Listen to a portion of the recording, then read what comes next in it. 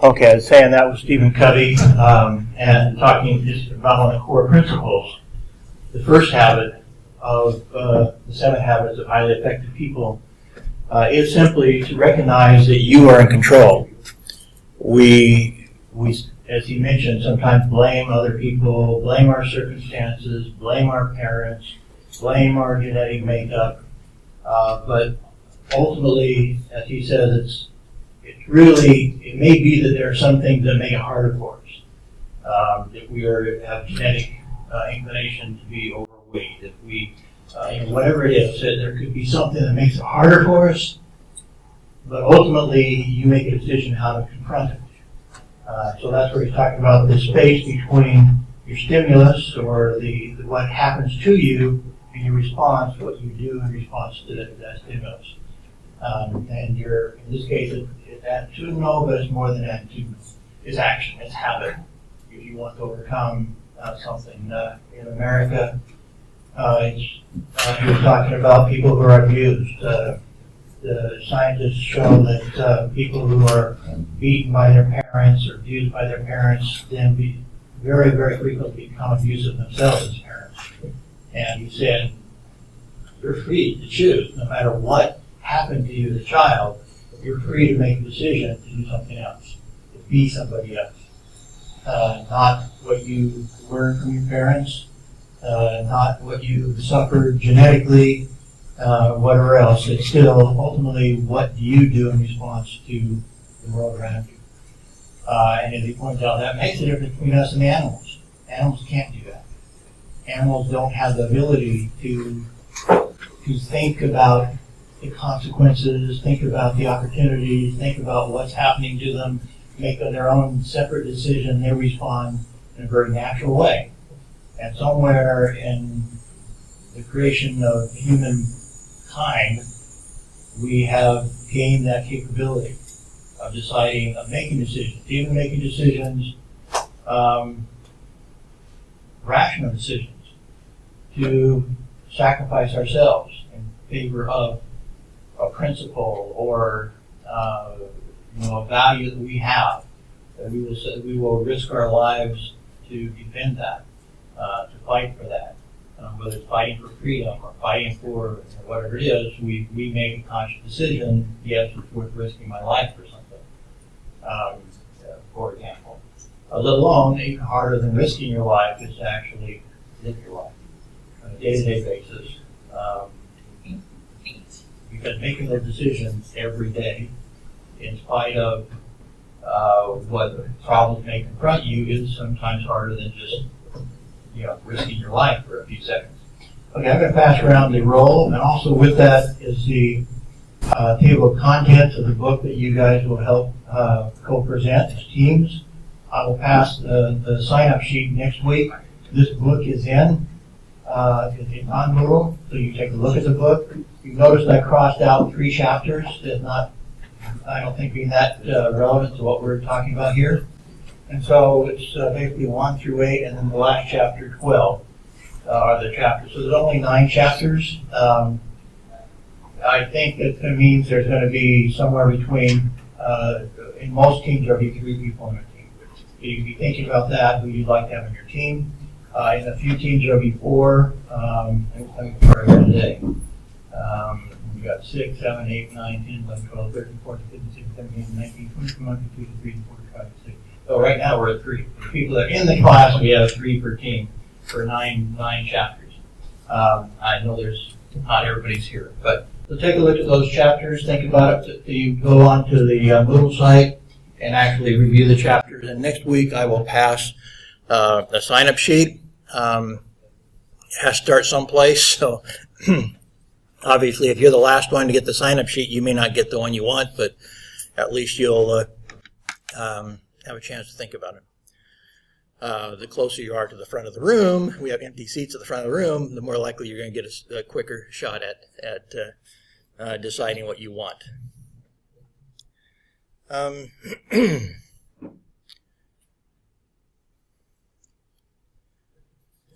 I hope, has everybody gotten signed up on Moodle? Anybody have any problems getting onto the e-learning site? By now you should be responding to some to some of the quizzes I put on there. Those quizzes I mentioned are worth practically nothing, but at first. But you need to be doing it to get prepared for bigger quizzes later. And the bigger quizzes will typically use much of, not all of the smaller quizzes. So you should be doing that and doing your weekly journal entry. I will also today put up some examples. I hesitate putting up the examples because the examples aren't not exactly what we're doing. They give you some idea. For example, and they also suggest, and this is probably true, I haven't made this sort of an assignment before, so I haven't thought it all the way through, is when you're all done with all your journal entries,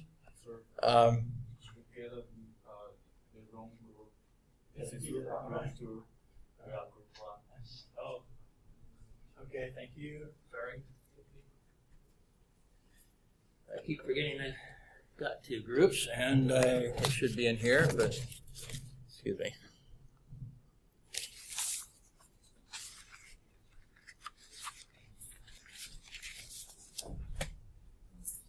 Yeah, let's try that.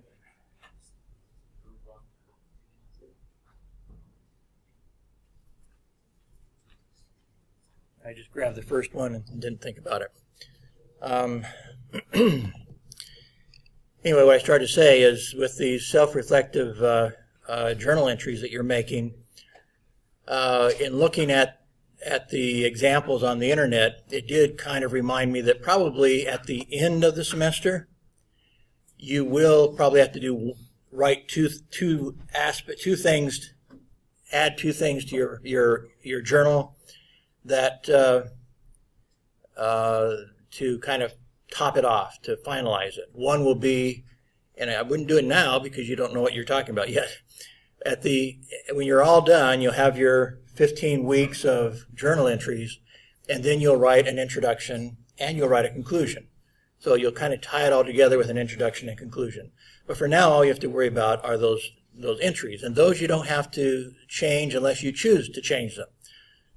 And I will, now you've had a chance to start submitting them, I'll start giving you some feedback to get an idea if I think that you're doing it right or not. But basically, again, it's just reflecting on what you've learned that you consider of value to yourself and how you might apply it in your own life. So that's, again, there's not right or wrong. So I hope you're doing that. So that means you have to be on Moodle if you're doing it. So please be there, get there quickly if you haven't been. And somebody emailed and said, well, do I have to do week 1 because I wasn't here week 1?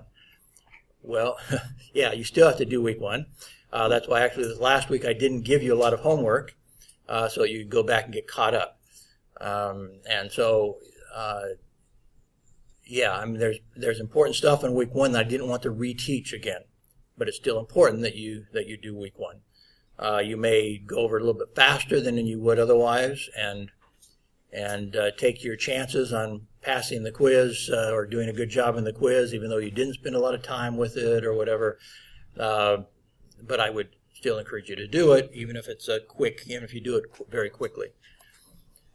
Okay. So we've been, of course, talking about 7 Habits as being our core textbook. The second one, the College Success, you guys will be teaching, and I'll be adding my thoughts to that as you teach those, and we'll get that started in a couple of weeks. There's only the 9 chapters, so we do have to get started, though. 9 chapters are 9 chapters. I only want to do 1 a week. If you, let me put it this way, if somebody wants to, if you have a team that wants to sign up before next week and are willing to do chapter 1 in 2 weeks, you can let me know by email or whatever, and the first come, first serve in chapter 1. And so you'll get the team you want, you'll get chapter 1, and you'll be able to start working on that, and we'll get started here a little bit quicker. If I get more than one response to that offer, then I will offer anybody else that comes in as a team already, has their team figured out, an option of doing Chapter 2 and getting them scheduled already too, if anybody wants to. And I'm a little bit more lenient usually on the first ones because I know you don't have, you haven't seen others present, and you haven't gotten my response to it yet, whether, how I think they're doing. And so even though I may criticize some of the stuff you do in order to teach everybody else what not to do, I will be grading easier on those that do the chapters 1 and 2 because I recognize they're taking a chance, they're taking a risk in doing that. I think I'm going to also, by the way, put onto the internet a full 100-minute compilation of Covey's comments on his work. That's not going to be an assignment, but it's going to be there, and you can watch part of it now and part of it later. I may go ahead and suggest certain parts of it. I would say, in fact, I might say specifically that the quiz will cover like the first 27 minutes of it. I remember going through there and thinking that was a good stopping point. So I might give you that assignment to watch the first 27, but I'll be specific. But it's a fairly complete overview of his work. I've got another one here I'll show you in a few minutes, just seeing where I'm at here. And there's some short things that I'll have you look at also during the week. Okay. So let me go ahead and talk a little bit more about Stephen Covey, and I'll go back to the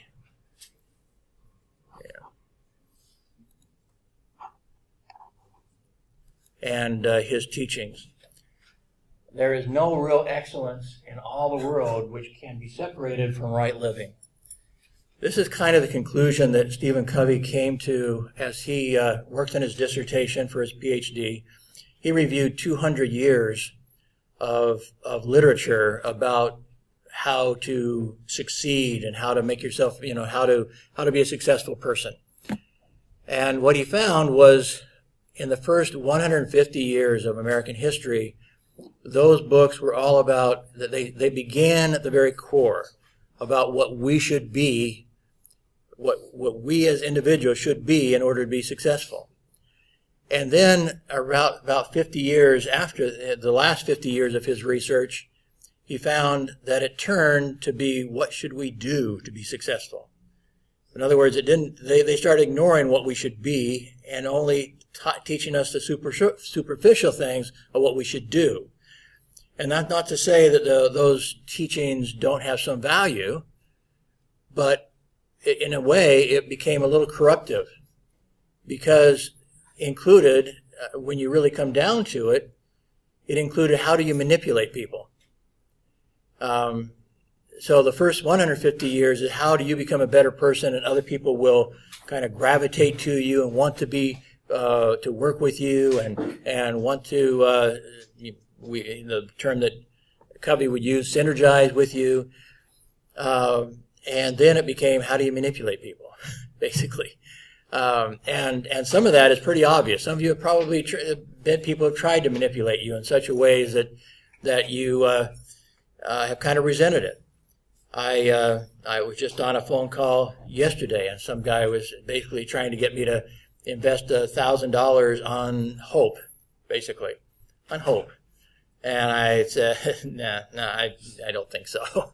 But he was very clever, very smooth, had a very good presentation, and helped me envision all the things that I could achieve with his help. But nonetheless, it involved me putting out $1,000 without any clear reciprocation other than hope. And so it happens all the time. I've gotten lots of, I'm sure you have too, lots of emails or postings on Facebook promising, gee, if you give us, I just got a friend from the Philippines just emailed me or Facebooked me yesterday saying, hey, this guy, he says if I can loan him, 2,000 pesos now, he'll pay me 20,000 pesos in a couple of weeks. And I said, don't even talk to the guy. I said, if you, I gave her all the reasons not to talk to him, because I've had experience with people like this. As a journalist, I've written stories about people like this. I've tried to I pretended to go along with people like this so I could see what they were up to, what they were trying to, what their game was. And they are just con people, con men, as we call them in America, trying to con you out of your money. And I said, I gave her a suggestion I gave to somebody else a number of years ago when somebody was trying to con her. I said, make the offer. Tell them that your friend has an attorney. In this case, the guy supposedly was in France. Probably wasn't in France. But said, tell the guy that your friend who will authorize his attorney to give you the 2,000 pesos and have you sign some paperwork. And he'll give it to you immediately. And I said, I promise he will not show up. He's not going to show up. I'm so confident that this is a con man. He is not going to show up. We made that offer to a guy in Africa who claimed to be an American, who had lost his passport and couldn't get back to America, and gave this long story about how he needed some help so he could get back to America, and had a friend of mine ready to send him a bunch of money. And I told her the same thing. Tell him that I have a friend in whatever country it was, Nigeria, I think, or wherever, one of those countries, and that they will bring him the money. And so they can make sure it gets there safely. And then I came up with all sorts of excuses why he couldn't meet with anybody. So I've dealt with people like this all the time, and they are so many of them around the world, and the internet has kind of bred them, because the internet is a way of conning people without having to look them in the face. I mean, it used to be that there were a lot of con men who could do it face to face, but these guys, now, and they're kind of copy each other. So they have all sorts of games, all sorts of things they're playing, so to speak, games they're playing, but ultimately it's all a con game. I had a guy trying to get me to basically and this guy, well, I think he was serious in the sense that he wanted me to invest some money for him. And I think it was clear that he was a drug dealer or something, that he wanted me to basically, what we call launder his money for him, invest it in some real estate and stuff. And even if I were inclined to do that, once he got his grip into me and, had me investing his money, I was his. He would own me. So in that case, I really could have benefited financially from it, but he would outright own me at that point. And so in that case, I decided, well, I did. I finally kind of confronted him and mentioned that my lawyer and was going to have to review this, and then he stopped talking to me. So anyway, watch out for people like this. And the most recent 50 years of success books have basically also fostered this. How do you manipulate people? How do you get people to trust you and to think that you're a good person and stuff without necessarily being a good person? And so the 7 Habits of Highly Effective People is in response to that. It goes back to the first 150 years of literature and considers that ultimately our long-term success should be inside out. It should be, what do we do within ourselves to become successful? Not do we do outside of ourselves. What do we do to people rather than what do we be in order to be successful? Because ultimately, the people who are trying to do things to be successful, some of them succeed. They may succeed financially, and they may fail terribly in other ways, because one of the individuals who knows them best is their spouse, and the spouse knows they're a fraud, and so they're working hard to succeed financially using this superficial manipulations. They try to use that in their spouse. That doesn't work so well. In doing this study, he himself realized that we're kind of trapped within a paradigm. A paradigm is how we see the world around us, and and he realized, and he had kind of this aha experience himself, when you have a quick paradigm shift. You have a quick paradigm shift and suddenly you realize something you never realized before. We call that a paradigm shift. And he, in doing this research, had this paradigm shift that he realized, the failings of the current literature. And he talks a lot about paradigms. He became famous enough that basically everybody in the world talked about the 7 habits. As I mentioned, the video mentioned that it was a $500 million a year enterprise. They were making, from all their books and all their trainings and all their videos and stuff, the organization built around Stephen Covey's book was making, $500 million a year. The business people I mentioned in Kazakhstan, each paid $3,000 to have them come to meet with them as a group and spend one day with them, $3,000 a piece.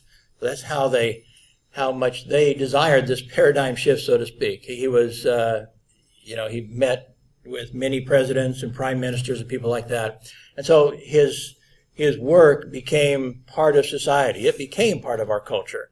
If only on on superficial basis, we became acquainted with ideas like paradigm shift. He introduced, he didn't create that term, but you might say, promoted the idea and introduced the concept to the masses of America and the world, the idea that we go through and should try to go through certain paradigm shifts, and as we try to find our reality in the world, because we are trapped within our realities, and we need to see if maybe we get out of that sometimes. So the paradigm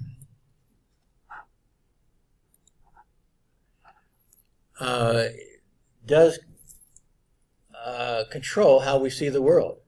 It can actually control how we perceive it.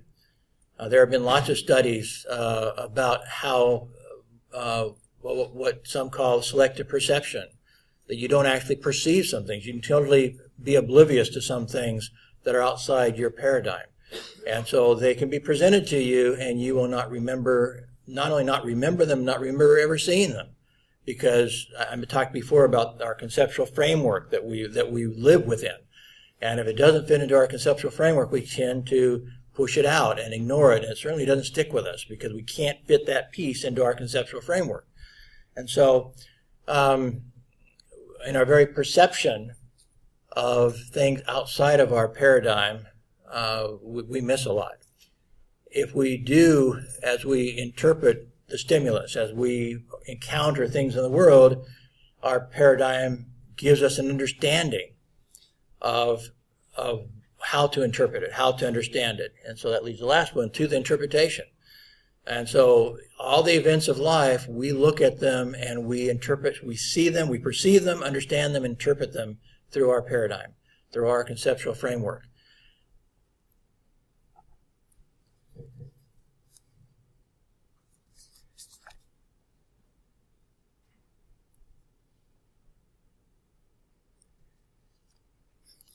Some of the examples might be, I think I may have mentioned the other day, the guy that kind of got me thinking about this idea of a conceptual framework and how we piece our mind together with little concepts and try to fit them together in a way that I have compared to a childhood activity called an erector set when I was a kid, where you had pieces of metal and bolts and nuts and you just pieced them together. You could make Eiffel Towers and you could do make buildings and different things. And our conceptual framework is like that. Our concepts, we piece them together, and the more we piece them together, the more pieces we have, the more rigid it gets. And it was Thomas Kuhn that pointed out in a work that is pivotal, I think, in scientific thinking, pointed out that it is typically the young people who can create a scientific revolution, because they haven't been tied down with such a rigid conceptual frame, with such a rigid paradigm. It was the other way to mention it. So, for example, I'm not sure how to pronounce his name exactly, the Egyptian Ptolemy, he was the one that decided that the universe revolved around the Earth. And that was, thousands of years ago, and for a long period of time, the world accepted that concept. And that's how they viewed it. So as they looked at the stars, they saw stars moving. And all the stars are moving around us. And so scientists for centuries saw the world that way. They couldn't see it any different than that. And the very fact that the stars seemed to be moving. Now, our stars weren't moving, the Earth was revolving. But the very fact that it looked like the stars were moving slowly was proof that he was right, that Ptolemy was right. Obviously, the stars are revolving around the Earth. And of course, he was absolutely wrong.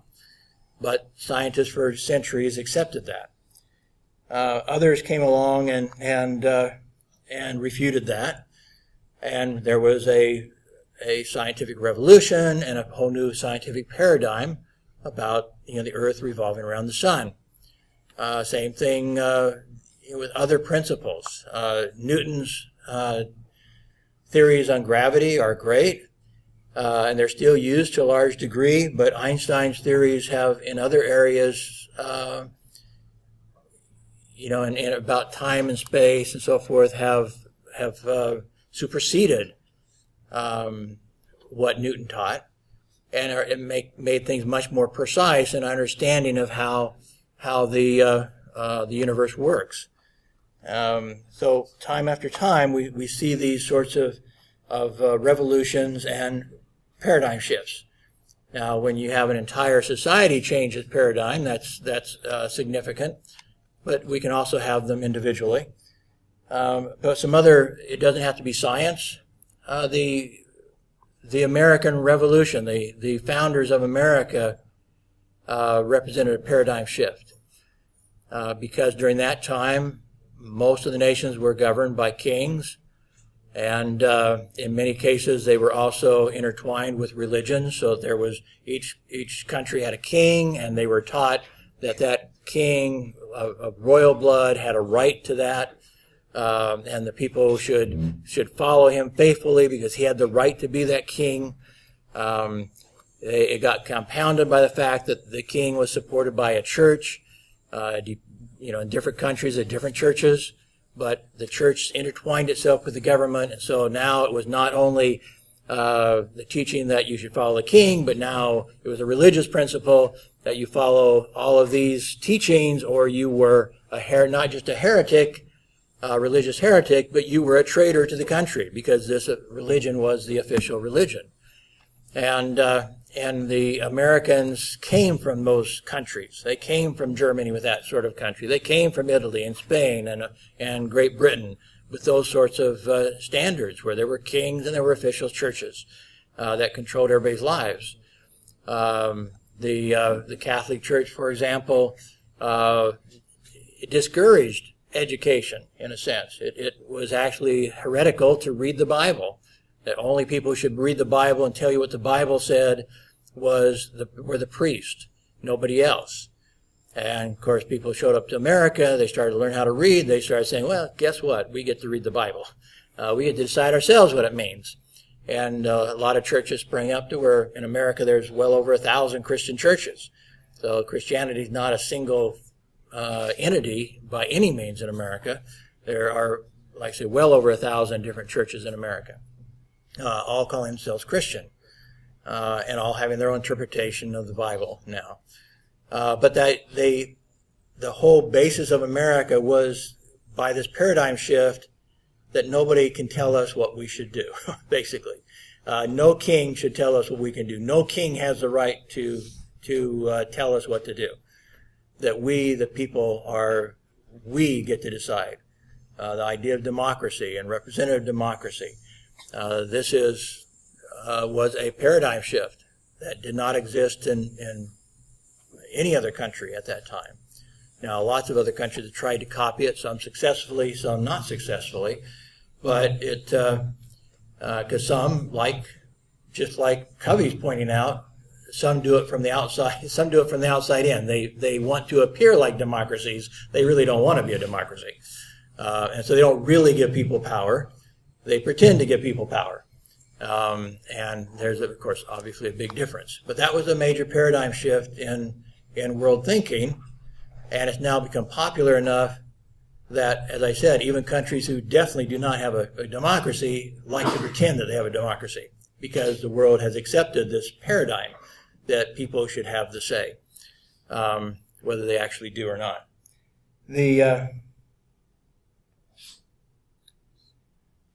I think I'm going to play another video for you. This is a little bit longer. And I've talked also about Clayton Christensen as being somebody who has kind of turned the business world upside down, because he started studying, as I mentioned before, how small companies can overcome big companies. The big companies have all the advantages. They have all the money. They have all the customers in that field already. They have a monopoly on this field. And yet somehow a small company comes in, and now we use Christensen's phrases commonly as a verb, that they disrupt the bigger company. He's the creator of the concept of disruptive innovation. And that notion is sweeping the world now, disruptive innovation. And how is it that I could start a company and perhaps disrupt Facebook, for example? So I'm going to go ahead and go to that video and let you,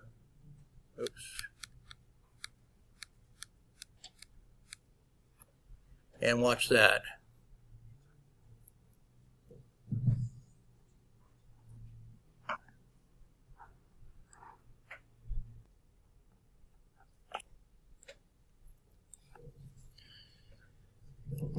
Okay, so I don't know if that was enough of his theory to help you have an aha experience, but what he was, to kind of embellish just a little bit, he goes through, he's analyzed, field after field, and how new companies have disrupted or overcome strong competitors, and his conclusion is that the executives were not stupid.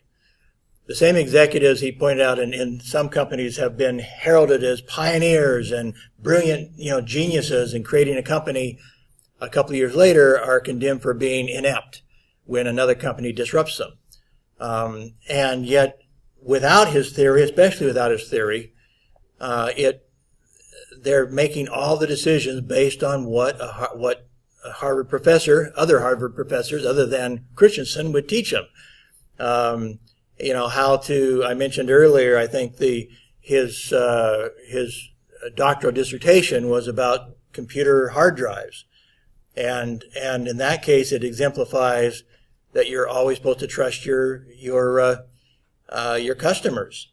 And so when the big companies that made big hard drives at the start of the PC era were told that there were smaller hard drives available, they asked their customers. But that, what he revealed in his research then was you can't trust your customers about anything that they don't know about new technology, for example. There's no way they know why they should want a smaller hard drive. Nobody's explained that. They haven't seen anything with a smaller hard drive because it doesn't exist yet at that point. And so they went through another revolution, technological revolution, where they got even smaller hard drives. And again, the companies, should we go to the smaller hard drive? And again, their customers said, why? We like our old hard drives. And again, the established companies that were controlling the market when all this started, they did not move fast enough, and new companies moved in and used the whole, started creating the smaller hard drives, and they started finding a market for it. And ultimately, after these generations of change, the 51 companies that created the hard drive, big hard drive, all disappeared except 3, because they believed they trusted their customers. And a customer cannot tell you what he's going to want in the future. Can't do it. And besides that, they would, as part of the dilemma he's talking about in going contrary to what their customers say. What do? You're going to say, no matter what you want, we're going to go this other way. Now, in the case of the hard drives, they could have produced both, and that was probably their mistake. Was their mistake in that case was that, as with the case of Intel, he was explaining that Intel, once Andy Grove, the owner of Intel, understood the theory, then he understood that he could not let the small companies challenging Intel survive. He had to go kill them. He had to do whatever he had to do to kill his competitors, because if he let them into the market and undercut his prices, that they would gradually steal his market from him. And so I'm not sure exactly what he did. He probably tried to, every time when they went to improve their processors, he probably let his old processors go for a cheaper price to at least match the price of his competitors, while he kept the price of his new product higher. I didn't follow the rest of the story. He didn't tell the rest of the story, and I don't know the rest of the story. But he did say that Andy Grove and Intel was very successful in keeping their competitors out of the market, and it was based on this understanding that he dare not let those competitors get a foothold in his market, or they would come upscale until they were equal to him or perhaps overcame him, and he might be going broke. So that was his paradigm shift, because many of the companies, such as he mentioned Ford and General Motors, ignored Toyota. To go down and fight, Toyota was offering a cheaper, not as good a brand and not as good a car at the beginning when they came into the American market. And so the decision by Ford and GM was, why do we want to build a crappy car and that we're going to lose money on? They've had to pay more to their workers than at that time the Japanese were paying their workers. And so they would have to lose money on a low-end car that was bad quality, would hurt their brand. Why would they compete with Toyota? And so they ignored Toyota, and Toyota just started coming upscale until, they are at least equal, if not beyond, General Motors and Ford in the world market. And now he pointed out Kia is doing the same thing, Toyota and so forth. They're going to the low scale, and Toyota is making the same mistake, so to speak, as Ford and GM. They're not fighting for that low market. That low market is cheap. They lose money on it. It's a bad product anyway, by their perspective, and they're not going to fight for that market. And then Kia comes in, they go upscale and produce a better and better product at a little bit lower price. They start improving their brand, and before you know it, Kia is up there competing head to head with Toyota in all markets. And a lot of the decisions, as he pointed out, are based on the teachings of professors that say, you should make data-driven decisions, but there is no data about the future. I mean, there's not just as with the hard drive producers, there's no way to know what your clients are going to want in the future, really, because you can maybe try to describe it to them, and you might have some success in a survey that describes what could maybe be available if they go with a smaller hard drive or whatever, but you or yourselves are just guessing at the future in doing that. And so that's where, as Christensen said, you create a theory, and that's how you have, business people have to go from the theory and say, okay, in our field, this is what we're facing, and this is the likely results of it if we don't fight the people down below. They will come get us. And so they have to make decisions accordingly. Do we go downscale and lose money? Do we create something even cheaper and not very good to try to fight these guys off? What do we do with this lower market? But we can't ignore them anymore. Now they understand the theory. Anyway, hopefully that's that concept, and one reason why I like, and he had many other ideas that are aha experiences for me. So I'm in the area of marketing, which is something that I have experience in. And he has some aha insights into marketing that we'll share at another time.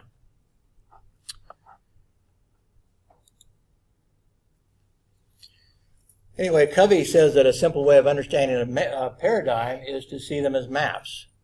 A map is not a reality in the sense of it's not the real world. It is a picture of the real world, so to speak, that you depend on to get to go through the real world. And so you get a map. If you own a car, you get a map. You're trying to go someplace, and you let that map guide you through the reality to the real world to get to where you want to go. The way we see things is the source of the way we think and the way we act. And so as you're looking at the map, you are reacting to what the map tells you. But he points out, what if the publisher made a mistake and you're trying to go to Singapore and you don't get you're trying to go to Singapore and find something in Singapore, and you actually get a map of Indonesia. And you're trying to use this, they just mislabeled it, but you have all these streets and stuff, and you're trying to figure out how to get to Singapore and find a place in Singapore, and you've got a map of Indonesia and a major city there. Well, you're going to be extremely frustrated. Your positive attitude, if you can keep a positive attitude, isn't going to do you any good. So positive thinking isn't adequate. It may be helpful at some place as you run into confrontation or run into obstacles in your life to try to keep a positive attitude, but it doesn't do you any good if you have the wrong paradigm. And so it's important that you get the right paradigm, such as the right map to get where you're going. The map in this case, and from what Christian was saying, is like your theory. The map is how you theoretically get to where you want to go. And if you have the right map, you can get there. If you have the wrong map, you can't get there. So in the world of business, he gives people the right map of how to get into the future and not get overcome by these small companies and stuff. They're coming after their business. And that's his theory, is the map that Andy Grove and Steve Jobs and other top people referred to when they started deciding what to do and how to market their products, and apparently was, as they mentioned, an inspiration to Steve Jobs as he produced his mobile products and disrupted the world with his mobile products. So rather than standing pat and just competing with the world on computers, he became the disruptor. And according to Steve Jobs in his own book, a lot of his thinking was driven by Clay Christensen's theory, and he became the disruptor. He became the one that was going to change the world. And he did. He did.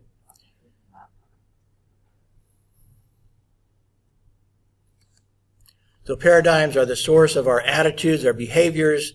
We cannot act with integrity outside of them. So we think we understand the world. We pursue it with that understanding. And if we're wrong, then we're going to make wrong decisions.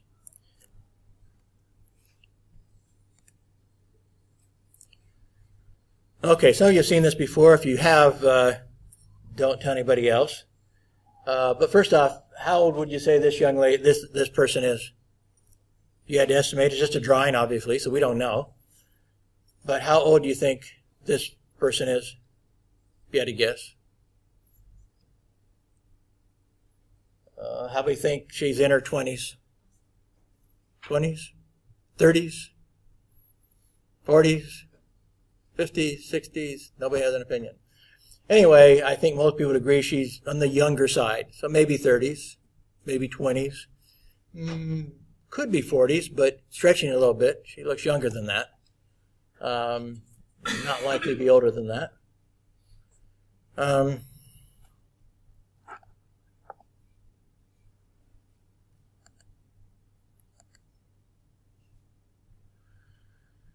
Okay, how about this person? How old is this person? In 20s? How many think this person's in her 20s? How many think she's in her, there's one there. How many think she's in her 30s? How about her 40s? Okay. How about her 50s? How about her 60s? Or 70s? Some of you aren't giving us an answer. But this is one of those graphics to, let me ask this question. How many of you can see the young woman in this picture? How many can see the young person in this picture? How many can see the old person in this picture? How many can see both the old person and the young person in this picture? Okay, this is kind of like Christensen was talking about in his master's program at Harvard.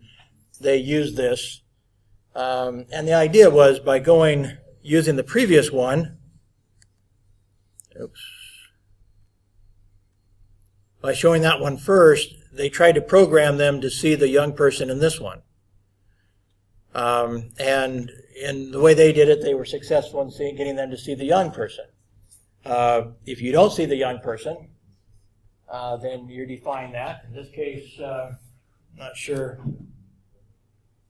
Can't very well point it out. Let's see, how can I do it with my mouse? I don't think so. Not with the way I'm projecting it. Oh, maybe I can. Actually, I can't see my mouse, but I can see it up there. Okay, so the young person, this is her ear, this is her nose, her eyelash, appears to be some kind of a hat or something with a feather on top of it. This is, looks like maybe some sort of a necklace around her neck and coming down into her chest area. The old person, this is the old person's eye.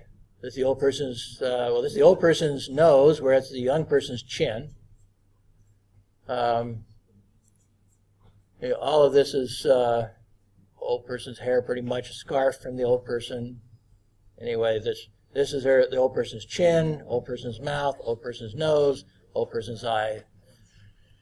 Anyway, how you see that picture, he suggests it may be from what you're expecting to see in the picture. Now, in this case, it was rapidly enough that maybe didn't influence you to show you the younger person first.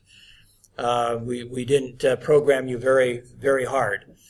But once you get into your mind, what you see in this picture is kind of hard to see the other image. Not very many of you, when I asked, could see both pictures right away. You saw one or the other. And why some of you saw one and didn't see the other, I don't know. Whether the programming did anything, I don't know. But only one or two of you could see both sides of this, and you maybe had exposure to this before, and maybe that's why you were able to see both. But this is a case of perception. How do you perceive something? This picture happens to have two people in the same picture. And we see one, and we can't see the other one. We block out the other one. We were so into one picture that it's hard for us to see the other one. And people next to us are saying, oh, there it is. Are you an idiot? There it is. What kind of idiot are you that you can't see this other picture? Because it seems so obvious to us because we see the other picture. And that's true with lots of things we see in life. And we perceive in life is we get something into our head and we are convinced we are right. We have the true picture. And we can't see the other picture. And indeed, we can think the other person's an idiot for seeing something that we don't see and for not seeing what we see in life. And our paradigms drive that to a large degree. And so the drive of the power of the paradigm shift is an aha experience when you finally see that there's something else there that you could not perceive previously. Whether it is a business concept, a scientific breakthrough. I think I may have mentioned the other day, I watch a lot of videos about quantum physics, because quantum physics have all sorts of aha experiences in them. In the subatomic level of our being, weird stuff's going on. That scientists themselves are not sure what to think about it. I watched some videos where the scientists themselves, they seriously discuss, is it possible that we're basically somebody else's video game? That what we perceive is an illusion, so to speak, and that we don't really exist as we think we exist. And at the same time, they also talk about multiple lives that there could be different dimensions where we are living out every possible choice of our lives differently with all these different lives. We've made different choices, and they're going on simultaneously. They seriously talk about that. For most of us, we think about that and we say, you guys are idiots, but these are PhDs. They're talking like this because the subatomic research they're doing is driving them a little crazy because it's defying human logic. So I like to do it just to have that aha experience. Aha experience to me is kind of like an adrenaline rush. Wow, cool, But anyway. I mentioned the examples of Ptolemy and Copernicus later was the one that decided that the Earth was not the center of the universe, but that we revolved around the sun. At least the Earth did. I'm not sure what he thought about the stars, but I think that was before there was a full understanding of what stars were. But not all paradigm shifts are positive ones. In some cases, we may be trapped in a destructive paradigm shift, destructive paradigm, such as his example is the success literature, where it goes from change how you are and you'll be more successful into change what you do and you'll be more successful. In other words, how to be more manipulative and you'll be more successful. That, to him, is not a positive paradigm shift. That's a negative paradigm shift.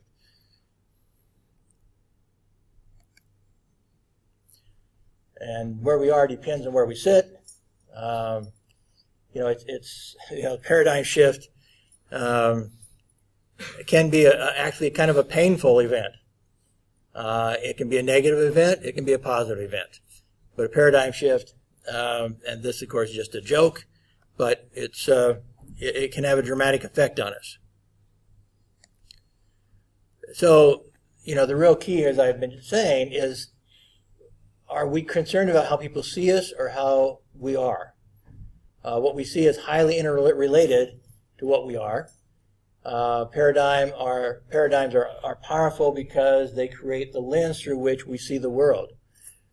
This, by the way, Dr. Covey had his experience in his own family that helped him to understand the importance of a character-based success model rather than a superficial success model, an attitudinal success model, perhaps you could say, but a real character, rather than personality, I guess is what he calls it. So character is what he considers changing yourself from the inside out, becoming more successful by changing yourself from the inside out, rather than what he calls a personality, where you're changing your personality in public to manipulate people to do what you want them to do, in essence.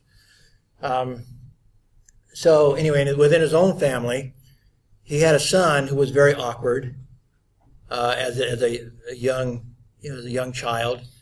He was awkward. He kind of, he didn't seem to be learning very fast.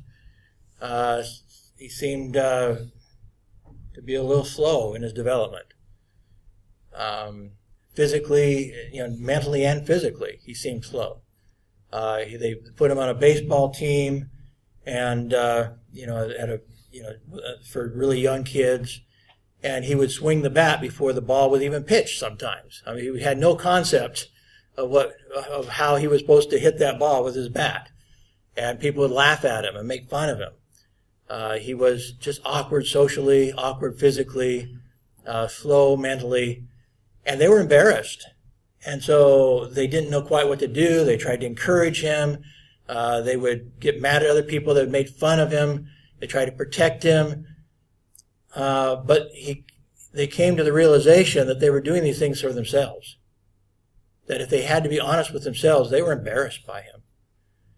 And they were doing things to protect themselves, not really to help him that much. I mean, yes, to help him, but help him not to embarrass them, because you see, he was so awkward.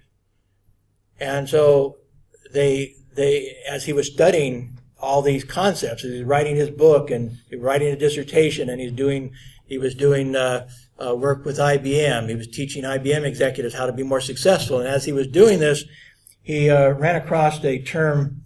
See, how do you call that? Thought I wrote it down. The Pygmalion effect. The Pygmalion effect is basically that you can actually change people by the way you see them and by the way you treat them, and thus they see themselves differently. So you treat them, you may not even consciously treat them in a certain way, but as you treat them a certain way, they perceive themselves to be that way, and they become more that way. And so as they were studying this and studying other aspects of how to be better people themselves, they made a decision that they just simply had to accept their son as what he was and not apologize for him and not be embarrassed by him, but accept him for the good things he was. He was a very nice kid, very sweet, and accept the very positive things about him and just enjoy his uniqueness. Everybody's unique. Don't try to make him into something he wasn't, but just appreciate who he was. And so it took a little bit of effort because he, like I said before, they were somewhat embarrassed by him because he wasn't normal. And so they just began accepting him as who he was and treating him like he was special because he was special to them. And over a period of time, he gained more self-confidence. And now now that he had their love and he knew he had their love, not because what they wanted him to be, but because of who he was, he gained more confidence. And he saw himself differently. He suddenly started doing better in school. He started doing better in athletics. And by the time he was a teenager, he was a straight A student and one of the best athletes in his state. And became a college football player. Was very successful. But it started by them just accepting who he was and in the process, they didn't reflect on him anything, the negativity that they were feeling, the embarrassment they were feeling. They had to change themselves from the inside out in order to do this. They couldn't pretend it. They had to really just love him and just love him for his positive self and not worry about he wasn't. They presumed he would never be a good athlete. They presumed he'd never be a scholar. They presumed he would be who he was. And they just loved him for the way he was, and then he blossomed and became outstanding, and somebody that anybody would feel proud to have as a son. So that's kind of was part of his aha experience, that he had to change the way that he was treating people, not on the surface. He had to see them differently. And his work in management and business management stuff started changing with that. He had a boss who took over his company, and he went to Stephen and he said to Dr. Covey before he was a doctor, and he said, basically, you're in charge of this part of the company. Let me know if you need any help. And left. And Dr. Covey basically didn't believe him. Managers aren't like that. He didn't believe that he was really giving him all the responsibility because his previous managers were more hands-on than that. And they told him what to do, ultimately. He might give them the options, but they would tell him what to do. And so this was a totally different type of manager who would just say, okay, you're in charge. Come ask me for help if you need it. And so he would go to him and he would try to treat his manager like his previous managers. And he would come and say, we've got this problem, and what do you think we should do? And his manager said, well, I had something similar like that happened to me, and this is what happened to me, and this is how I handled it. But you're in charge, and you have your own situation. You're going to have to handle it yourself because my situation was different than your situation, and that was it. So he put the responsibility on Covey to solve the problem, and the manager walked away from it. And over a period of time, suddenly he realized his manager was changing him. His manager was making him more responsible, making him work harder, making him see himself totally differently as the person in charge and not just as somebody kind of like on a string being manipulated by his boss, because his boss wouldn't do it. His boss refused to do it. And so then he had to start thinking about himself and how he was being a manager. Was he giving his underlings, his employees under him, more responsibility and making them basically saying, if you want this position, you have to be responsible. Come talk to me. If you have any problems, I'll try to help. See you later. And he admits that with some employees, you can't do that. They teach you that they can't be responsible. And so you may have to help them a little bit more, maybe give them some training. Perhaps they're in the wrong position. There's the Peter principle, where people go up in an organization until they become inept at what they're doing. And that is possible. But he says that's not usually the main problem. The main problem is we don't give our employees enough responsibility. We don't show them that we trust them. They don't believe us that we trust them. And so they're always, in fact, in some ways, they're more comfortable if we don't trust them, because then they can blame their failures on us. And so it was an aha experience for him in management to recognize that he himself, in some ways, was a bad manager because he didn't trust the people he was over adequately and give them truly the responsibility for their area of assignment. That he was being he was too involved in the details and did not truly give, totally, delegate, not fully delegate responsibilities to his underlings. And that then also, by the way, affects many of in looking at his other 7 habits, we find that some of them depend on you being able to delegate for you to be successful. You have to become a delegator. You can't do everything yourself. And you have to start figuring out what your most important role is, and make sure that you're willing to delegate to other people. One of my biggest failures in my career was not delegating to the right people. There were wrong people I did delegate to. That was my first big mistake. And there were other people that I did not delegate the right responsibilities to. And I'll talk about that some other time probably. Anyway, so there is, as I mentioned, the Pygmalion effect, and that becomes part of the way we see people, how they see themselves, and that affects both. It affects both of them. We affect how they see themselves, and we see them sometimes in ways that are not productive. As we reflect on them negatively, they reflect on themselves negatively. And so this is part of what we need to do to change ourselves from the inside out. Dr. Covey, let me give one other illustration, maybe a paradigm shift before I get into this, although it does relate. There was Dr. Covey, again, himself, was in New York City. He's in their subway. And there was a man there who had about 4 kids with him. And the kids were running around, yelling and jumping and stepping on people's feet and bothering them. And Dr. Covey, being a proactive person, somebody who, rather than just reacting, he wanted to, do something positive. So for the sake of all the people in the subway, he finally decided he better talk to the father, because the father was sitting there and just seemed totally oblivious to what his kids were doing. And he didn't quite, he was tempted to be angry. That would be a reactive. That'd be reactive, to be angry at what the father is doing.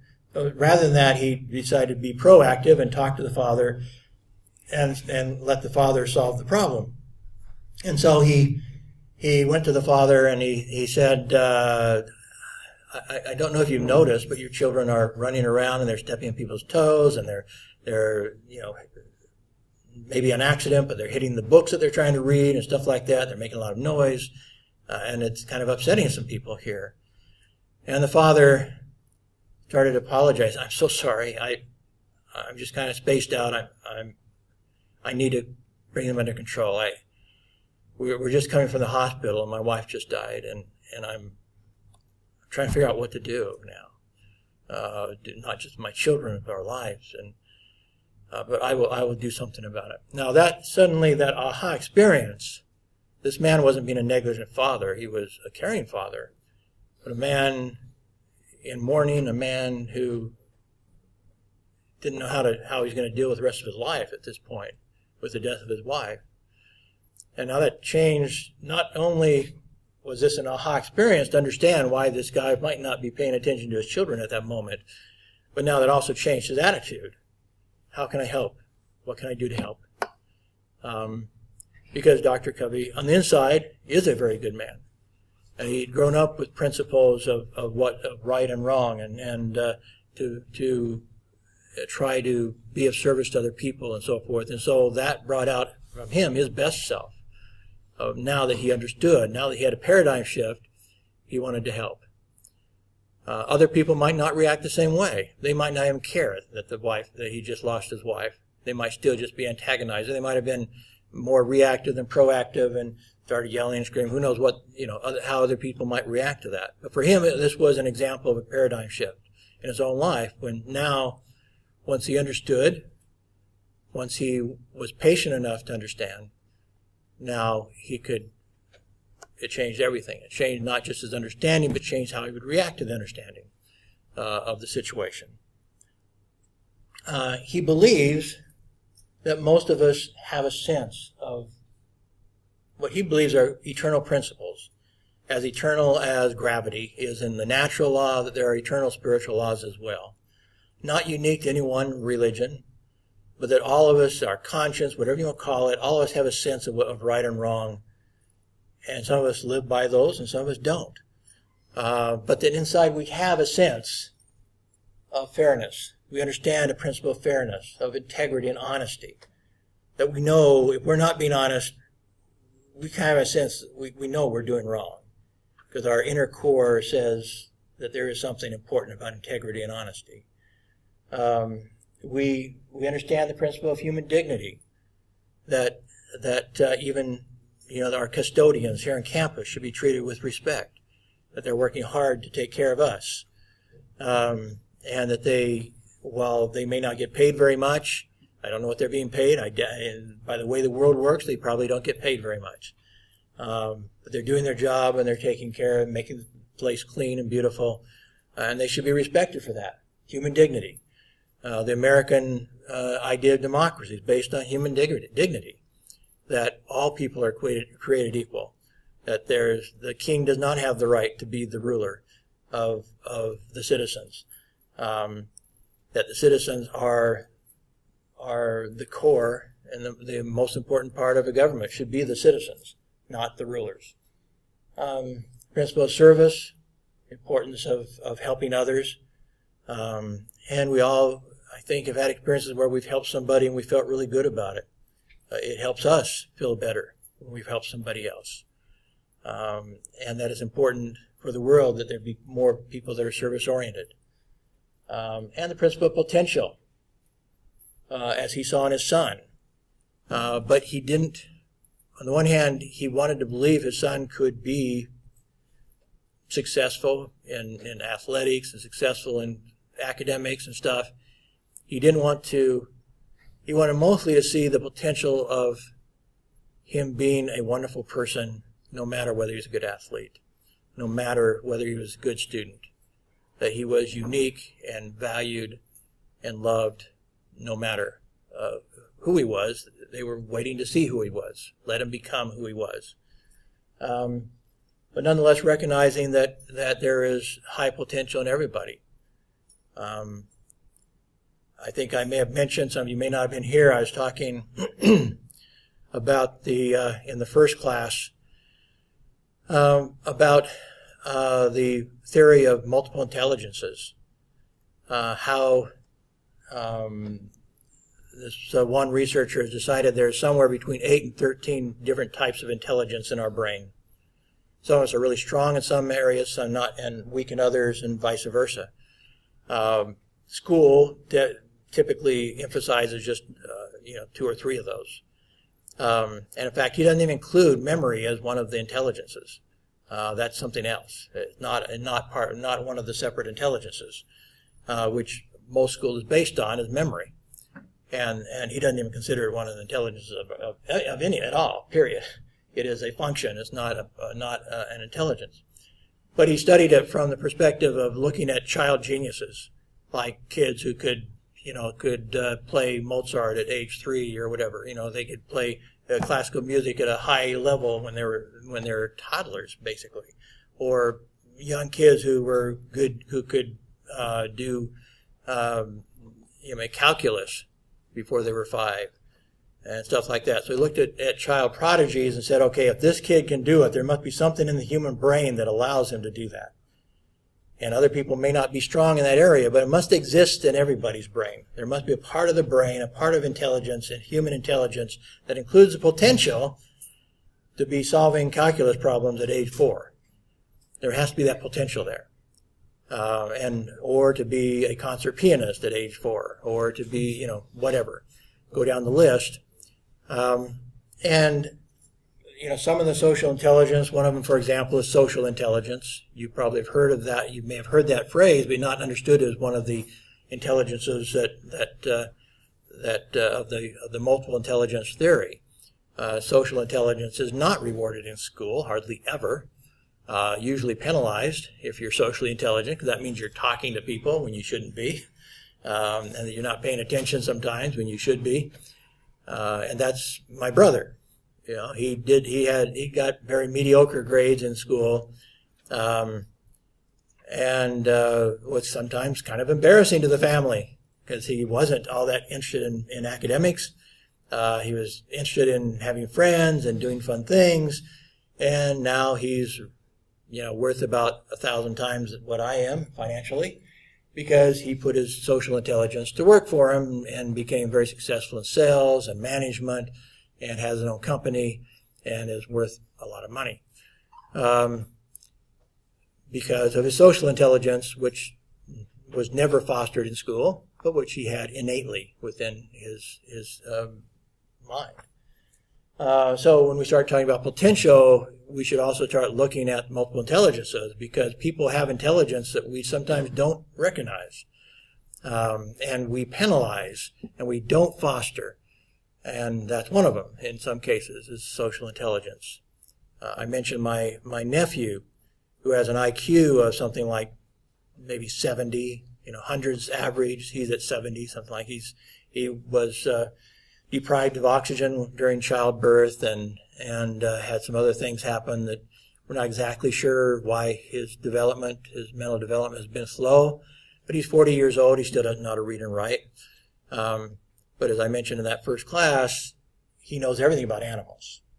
Unless you're in biology, I would dare you to take him on in a biology test if it's oral. It can't be in writing because he doesn't know how to read and write.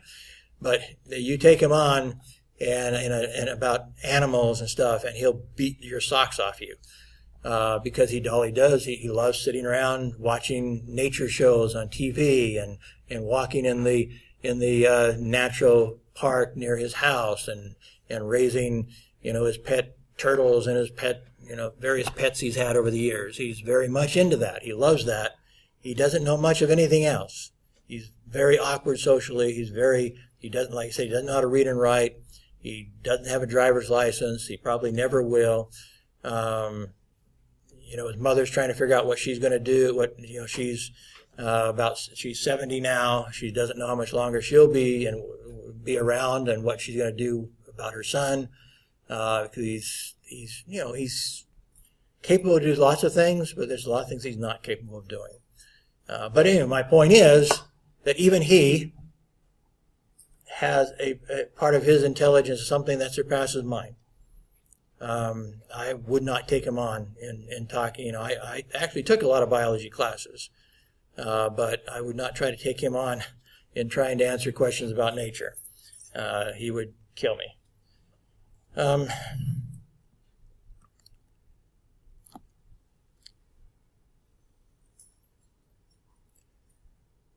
So as we start looking at our lives from the inside out, and start considering how to foster those principles I was talking about before, now maybe we can start solving problems we couldn't solve before. And so it was Einstein who said, the significant problems we face cannot be solved at the same level of thinking we were at when we created them. And so we create many problems that we can't solve because we're still thinking the same way.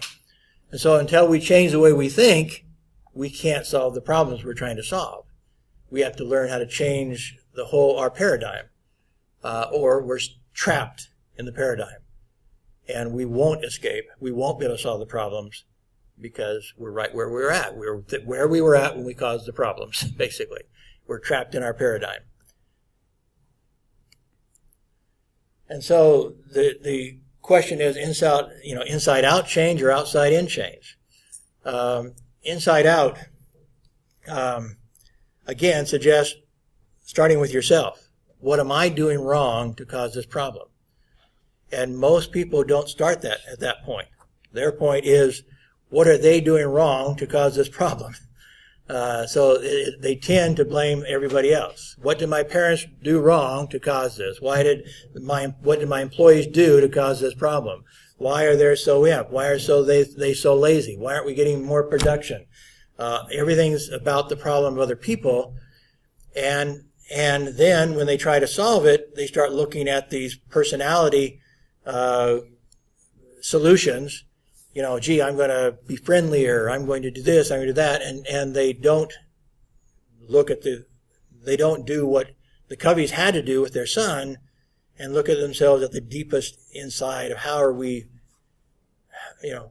should we be seeing our son?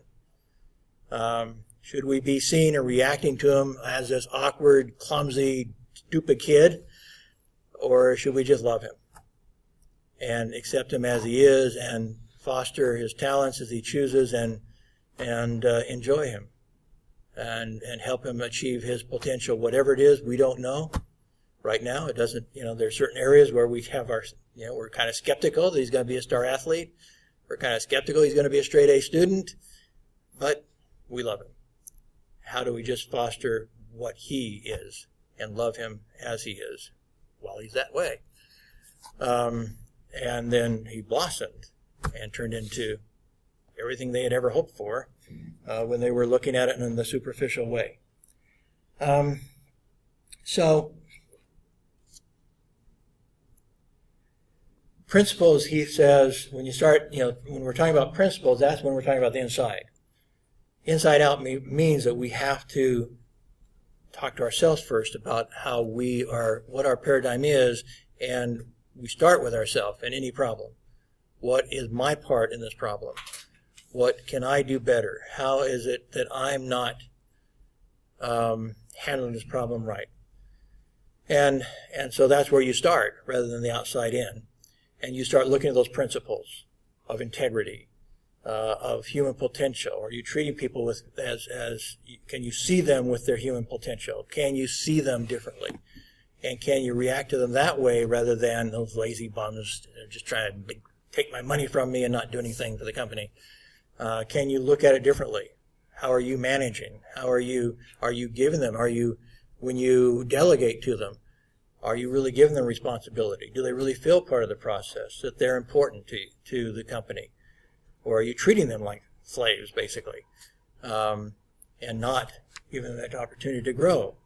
How are you, inside out? Look at yourself first, and then look at the problem from that perspective. When he talks about principles, he has another kind of aha story that he tells about, and it's a true story. There were a couple of battleships, American battleships, going through the fog, traveling through the foggy seas, and the captain was on deck to kind of make sure everything was okay because they couldn't see very far. And one of the seamen yelled that there was a light ahead. Apparently, a ship was approaching them, and the captain asked, "Well, is it steady? Is it changing? Is it swerving, or is it coming straight at us?" It is coming straight. It's straight at us. And so I said, "Well, signal them with with lights. Go ahead and signal them to adjust their course and to move aside." And they signaled them, and the flashing signal back said, "You change your course." And now the captain was a little bit upset about this. Signal them that I'm a captain, and that they should change their course. And they got a signal back, "I'm a seaman first class, change your course." Now he was really mad. So they signaled again, telling them we're a battleship.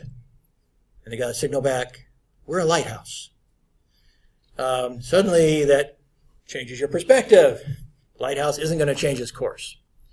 And his perspective is also, first off, that's an aha experience. As you hear that story, if you haven't heard this story before, oh, yeah, obviously a lighthouse is not going to change its course. But also he believes that the eternal principles that he thinks almost basically all religions teach, and that we sense inside of us are eternal. As eternal as gravity, as I mentioned before. And trying to fight gravity is pretty hard. And so learning how to work within those principles are what can create the productive change. And in doing that, that's where it comes to the idea of habits. That habits are basically what Aristotle said, we are what we repeatedly do. Excellence, then, is not an act, but a habit.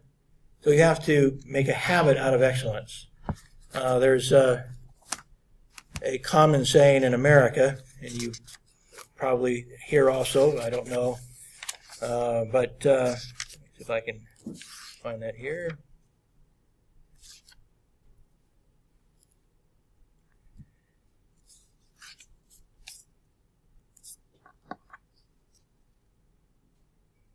Anyway, the gist of it is that basically as we act, as we continue to, as we think, we sow an action. As we act, we sow a habit. And so we have to begin in the inside level as we think, and we have to take actions. And if you act and do something, experts frequently say if you do something for 30 days, every day for 30 days, it becomes a habit. And a habit is something you don't have to think about anymore. A habit is something you do routinely because you just have the habit, right? And so it takes at least those 30 days to doing something consistently before you no longer have to think about it. You get up every morning and you brush your teeth. You have a habit of brushing your teeth every morning, whatever it is. But maybe the habit you're trying to build is every morning you might take a walk and think and meditate or whatever. Maybe there's some other habit that would be helpful to you that 30 days of action would would make it so that you wouldn't have to think about it anymore. You would get and you would do it immediately or whatever. You might, I think I mentioned before, one of the habits that some successful people have is programming their mind before they go to bed. And they tell their mind, okay, we've got this problem, solve this problem. And they explain to themselves, their inner self, what the problem is. And they command themselves, they command their brain, solve this problem tonight. And they go to sleep. And they wake up in the morning with a solution. Maybe that could be a habit. You could do that on a habitual basis.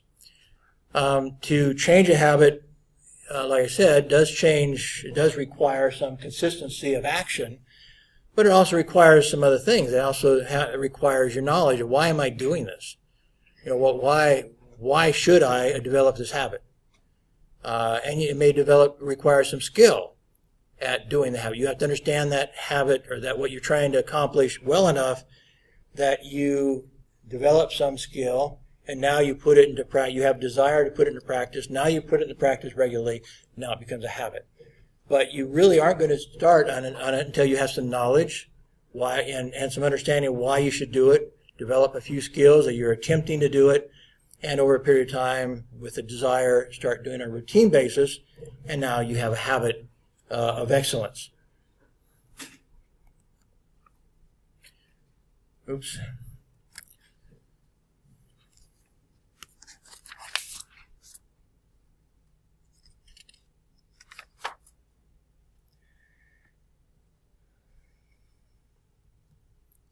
Anyway, all of this is also, in looking at habits, like this way, Covey also looks at a maturity continuum. He says basically we aren't ready to create some habits yet. We may not be ready yet because we're not mature enough. And in his maturity continuum, he starts with dependency. Are we dependent on other people? It's a paradigm of you take care of me. You come through for me. You didn't come through. I blame you for the results. Are you dependent on other people? And that causes you then to excuse yourself because why aren't they doing their job? So you're blaming other people for your lack of success. So you're dependent on them. Your maturity then, as you go beyond that, independence is the paradigm that I can do it. I'm responsible. I am self-reliant. I can choose. Now that is the first part. Those are basically represent the first three habits that Dr. Covey teaches. They all are about becoming independent, where you accept responsibility and you learn how to control your own life. But then the next level of maturity is interdependence. So this is the paradigm of we. We can do it. We can cooperate. We can combine our talents and abilities and create something greater together than we could separately. This is the concept of synergy, for example. And this is a maturity. But he doesn't believe you can become successful in interdependence until you first off become independent. Can you take responsibility? Can you control your own life and your own habits, your own time in such a way that now when you start dealing with other people, you can be successful with other people? And so this is his maturity continuum. Let me jump ahead here a second.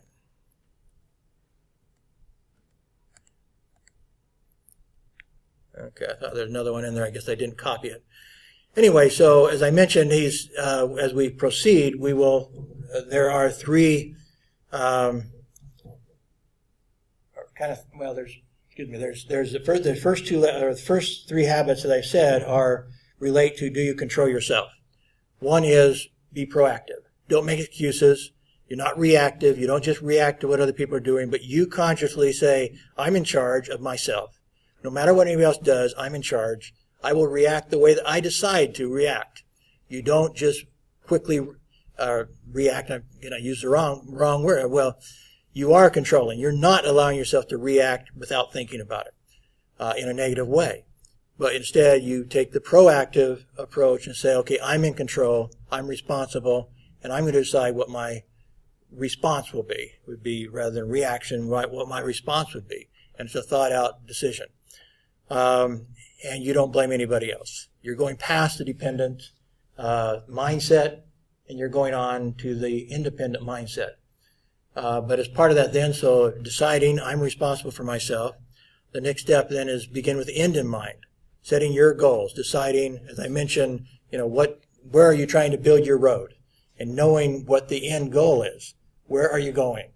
And so you can build your path to success in a fairly direct course and not perhaps wind back and forth and get lost in the jungle and whatever.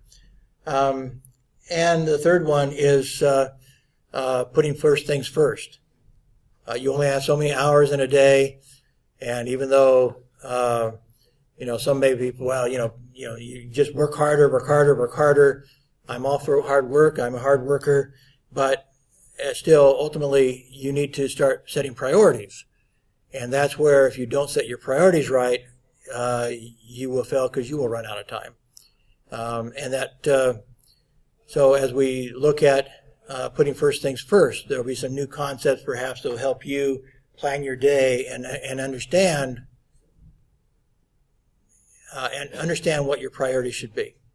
Most of us make a mistake in setting our priorities in the long term. You as students may be constrained a little bit in this, but I think you'll understand as we get there. The fourth is think win-win. Stop thinking that in order for me to win, somebody else has to lose. That's more related to the personality paradigm that, I'm going to manipulate you so that I can win. And his is the character perspective that there's room for both of us to win. And in the long run, I'll be more successful if you feel like you can trust me, that I'm looking out after your best interest. Yes, I'm selling you something, but I'm selling it to you because I'm totally convinced of it, and I will work with you to make sure that it works out. I will, whatever. That if somebody knows and trusts you, whether it's a partnership or buying something from you or doing something with you or supporting you in some way, investing in your company, if they trust you, then to be somebody who thinks win-win, then you'll be more successful ultimately, that you're not just trying to take advantage of other people. The fifth is to seek first to understand and then to be understood. Many of us, and again we'll get in the details of this, what this means, how you actually you develop the skills in this, but many of us end up not being able to solve our problems and interaction because we're not willing to listen first. And therefore we can't come to a common solution because we're trying to impose our solution on them and not listening to their perspective and what they're thinking. And that then leads, if you're willing to listen and you're willing to think win-win, then you can achieve synergy, which is the idea of it that the whole is greater than the sum of the parts, because you're accomplishing something that you couldn't do by yourself, that person can do by himself. And indeed, if you weren't brainstorming and coming up with new ideas, together you couldn't do it. But because you're together and you're using your imagination, you're synergizing, you're brainstorming, you're coming up with new ideas, now two people can accomplish something that neither one nor both one-on-one would not accomplish, but one-on-one is something greater, creating synergy, coming up with new ideas that neither one had separately, now can achieve success. So synergy is number 6, and 7 is to sharpen the saw. And that kind of relates to the final thought, and maybe, I guess real quick. The idea of what he calls PPC. P is production, PC is production capability. He tells the story of the Aesop's fable where this farmer wakes up one morning and there's this goose and it's laid a golden egg. And he's so excited and he's now rich. He has this golden egg and it's real, and at first he thinks it's a joke, it's a prank, something, but it's real gold. Wakes up the next morning, the goose has laid another golden egg. Now he's really rich and he's excited. And now everybody thinks highly of him because he's rich. He's now one of the well-to-do of the community. And now he wants to be even more powerful, more richer, and more highly esteemed. And so he kills the goose to get all the eggs out all at once. And there are no eggs in, and the goose is dead, and there are no more golden eggs because he killed the goose. Well, the idea in this is that we have to be patient for some things, and in organization we have to think about production, and including ourselves. We need to think of production capability as well as production. The 7th habit of sharpening the saw is fostering our production capability.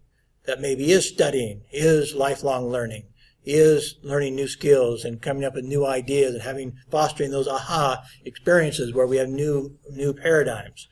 And production is our hard work, basically. We're going to work hard, we're going to achieve this stuff. He used as an example, and I'll end with this because we're out of time, of in a management situation, you may have this important machinery. And so this guy who's over the production using this machine says, I'm going to impress people. And so he starts running that machine. He hires a few more people. He starts running that machine day and night. And they're setting records for production. And he gets a raise and he moves out, and somebody else comes, takes over, and the machine breaks down.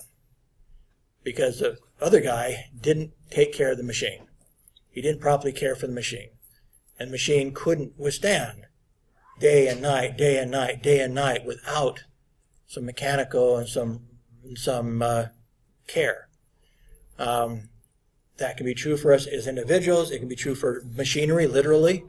A lot of different assets we have. It can be true of our employees. If we work them to death and do not help them improve their skills, do not help them become better workers, do not help them see how they can go from where they're at now to a higher level, to achieve more in our company, then we're failing to increase the production capability of our employees. So within ourselves, within our employees, within our finances, within our machinery and our company, all require a balance of PPC.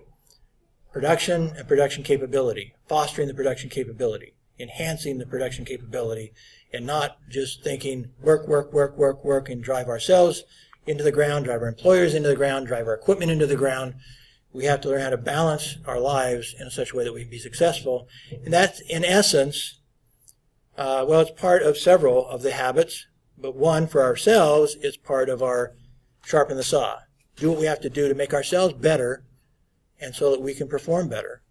And that means we have to set some time to read, to relax, to do the things we need to do to keep ourselves as sharp as we can be.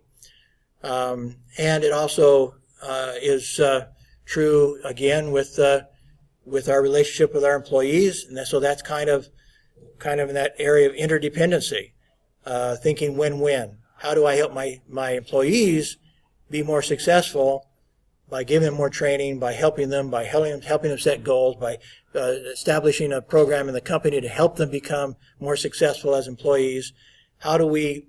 And thus we would expect that they would help the company to be more successful. How do we foster new ideas? Do we help them give us new ideas, and do we foster that? Do we reward that? Do we honor that? That then goes into the second, that next habit, habit 5, seek first to understand, then to be understood. Are we listening to our employees? And then, of course, ultimately synergizing with them. Can we synergize with the people around us and achieve more than we could separately? So a lot of that, again, falls also into the PPC area, in working and developing and helping people around us grow in a meaningful way, and thus helping our synergy with them grow in a meaningful way. Well, we're out of time. There will be, of course, some questions on the internet for you to answer. Like I said, might take a look at the textbook I put on Moodle on the college success that you'll help teach. If, again, any of you have a group of 3 that you would like to form immediately and volunteer, especially if you want to volunteer to teach Chapter 1, then I'll go ahead and the first come, first serve. I'll let you have that and set you up immediately and let you get started. Other than that, we'll pass the list next week and let everybody sign up for a team. Any questions? Anything I can do for you? I have also changed my office hours, and one of the things I changed is that I will be here. I'll stay here as long as you need me to answer any questions or help you out. Or you can come to my office. It's fine too. But if you need anything, please don't hesitate. Okay? Thank you.